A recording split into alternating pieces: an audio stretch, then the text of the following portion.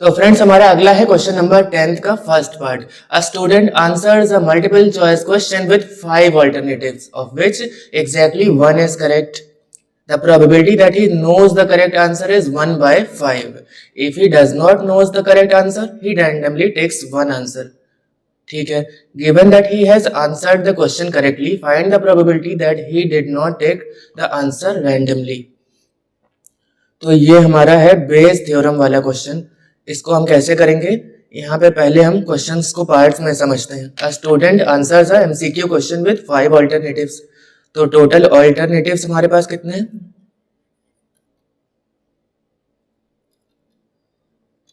5, जिसमें से एक ही सही होगा।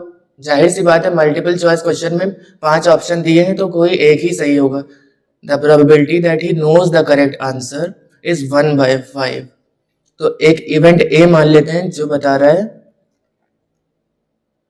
ही knows the answer.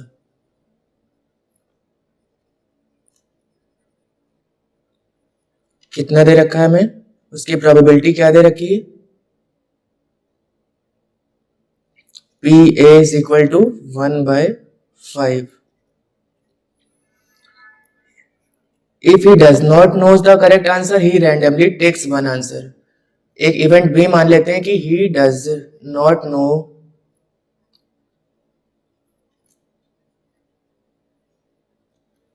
the answer,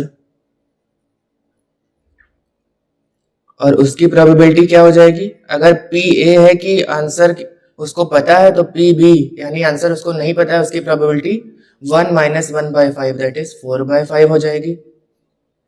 अब आगे क्या दिया? इफ ही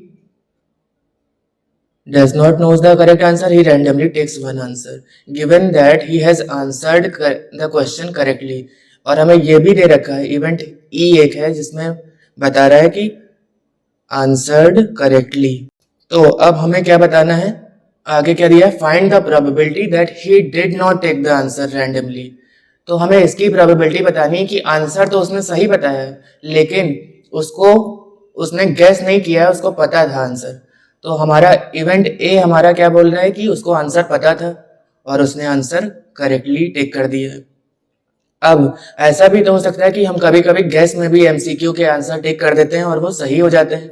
तो वही हमसे यहाँ पे इवेंट बी हमारा वही बता रहा है कि he does not knows the answer. But अगर इवेंट ई बाय बी देखें कि आंसर उसने करेक्टली दिया है लेकिन उसको आंसर पता नहीं था, उसने गैस वर्क किया है, तो उसकी प्रोबेबिलिटी हमारी क्या होगी? तो पहले देखते हैं पी ई बाय ए, यानी कि he answered correctly given that he knows the answer. क्योंकि हमारे पास 5 ऑल्टरनेटिव्स हैं, तो उसमें से अगर उसमें कह रहा है कि he knows the answer correctly given that he knows the answer correctly, यानी टोटल 5 ऑप्शन है और उसको पांचों में से पता है कि कौन सा सही है।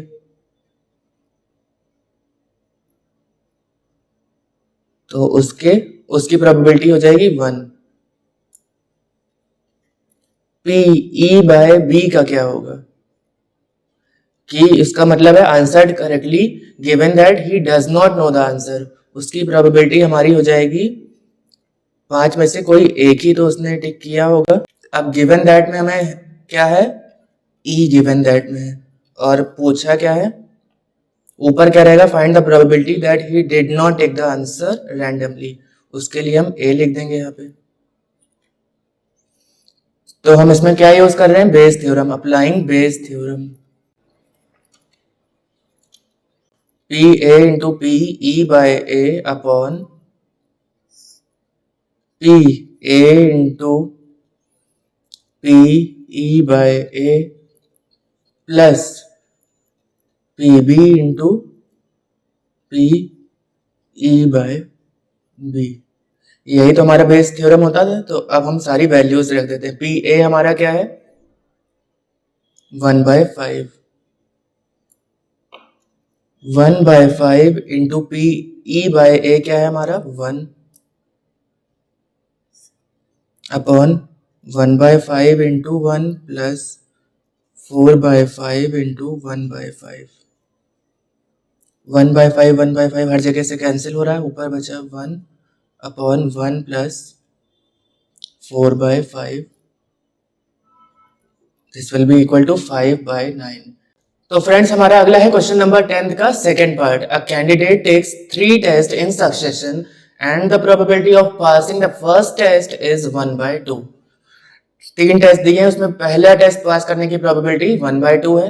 The probability of passing each succeeding test is 1/2 और 1/4 depending on whether he passes और fails in the preceding one. अगर वो पिछले वाले में पास हुआ है तो अगला वाला 1/2 होगा, अगर वो पिछले वाले में फेल हुआ है तो अगले में पास होने की प्रोबेबिलिटी क्या है?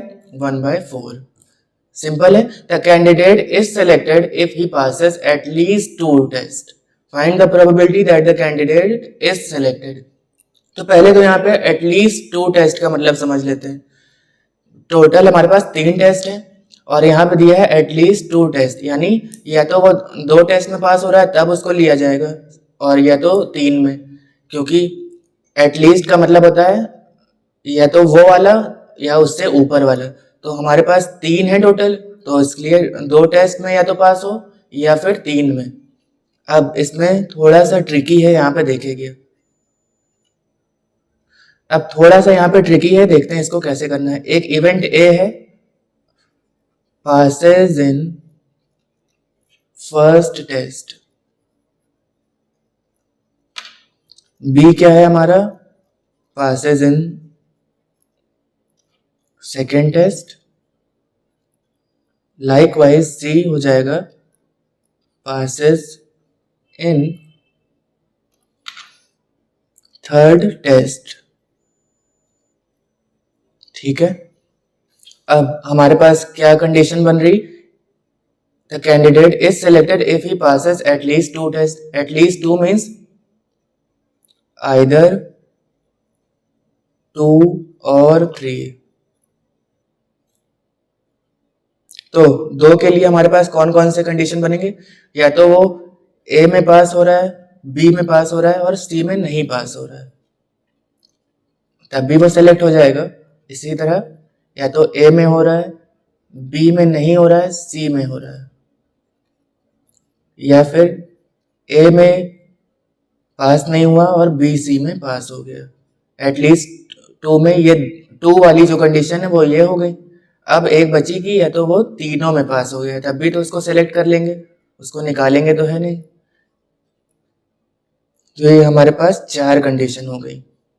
अब यहाँ पे गौर करने वाली बात है, ये जो 1/2 और 1/4 का खेल है वो इसी जगह पे है। तो पी ए की प्रोबेबिलिटी क्या होगी? ये सब इंडिपेंडेंट इवेंट्स हैं तो उसको हम ऐसे भी लिख सकते हैं, P A into P B into P C not plus P A into P B not into P C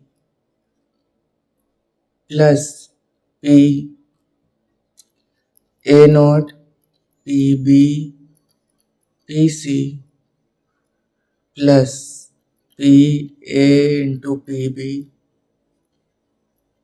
into P C. तो अब हमारा असली गेम यहाँ पे शुरू हो रहा है। पी ए हमारा है passing in the first test, P B हमारा पासिंग इन सेकेंड टेस्ट, ये भी 1/2। अब पी सी नॉट यानी failing in the third test, fail passing की प्रोबेबिलिटी 1/2 है तो फेल के लिए 1 माइनस 1/2। यहाँ पे 1/4 मत लिखिएगा क्योंकि पिछले वाले में तो वो पास हुआ है ना।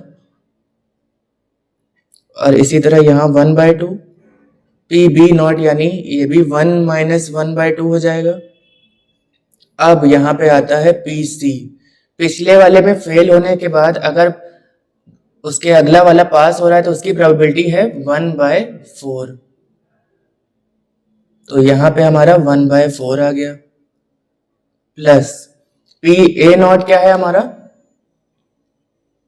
Fehling in the first test यानी 1 माइनस 1/2। तो उसके बाद वाला अगर वो पास हो रहा है तो हो जाएगा 1/4, क्योंकि पिछला पास हुआ है तो ये हो जाएगा 1/2 plus P A into P B into P C यानी 1/2 इंटू 1/2 इंटू 1/2। तो हम सॉल्व करेंगे तो ये आ जाएगा हमारा 1/8 प्लस 1/16 प्लस 1/16 प्लस 1/8।